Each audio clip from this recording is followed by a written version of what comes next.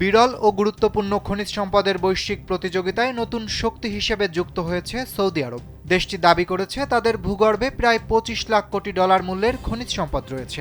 এসব খনিজ সম্পদের মধ্যে উল্লেখযোগ্য হল সোনা, তামা, দস্তা ও লিথিয়াম। শুধু তাই নয়, বৈদ্যুতিক গাড়ি, নবায়নযোগ্য জ্বালানি ও আধুনিক সামরিক প্রযুক্তিতে ব্যবহৃত গুরুত্বপূর্ণ বিরল খনিজ সম্পদও আছে দেশটিতে।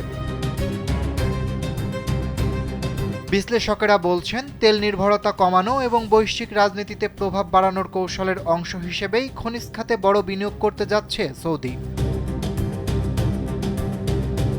আন্তর্জাতিক জ্বালানি সংস্থা আইএ এর তথ্য অনুযায়ী বর্তমানে বিরল খনিজ উত্তোলন ও পরিশোধনে সারা বিশ্বে চীনের একচেটিয়া প্রভাব আছে।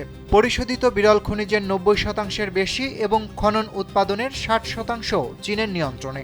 যুক্তরাষ্ট্রভিত্তিক গবেষণা সংস্থা সেফ এর খনিজ কেন্দ্রের নির্বাহী পরিচালক অ্যাবিগেইল হান্টারের মতে, দশকের পর দশক পরিকল্পিত বিনিয়োগের মাধ্যমে চীন অনেক এগিয়ে গেছে। এই প্রেক্ষাপটে সৌদি আরব খনিজ খাতে জোর দিচ্ছে। S&P গ্লোবালের তথ্য অনুযায়ী 2021 থেকে 2025 সালের মধ্যে সৌদি আরবের খনিজ অনুসন্ধানে বাজেট বেড়েছে বহুগুণ। একই সঙ্গে দেশি বিদেশি প্রতিষ্ঠানকে নতুন খনির লাইসেন্সও দেওয়া হচ্ছে।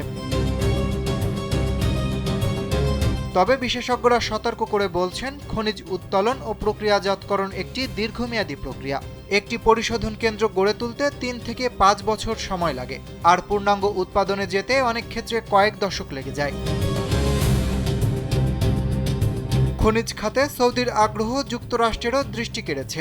চীন সম্প্রতি সামরিক কাজে ব্যবহৃত কিছু বিরল খনিজ রপ্তানিতে বিধিনিষেধ আরোপ করায় বিকল্প সরবরাহ ব্যবস্থা করতে চাইছে যুক্তরাষ্ট্র।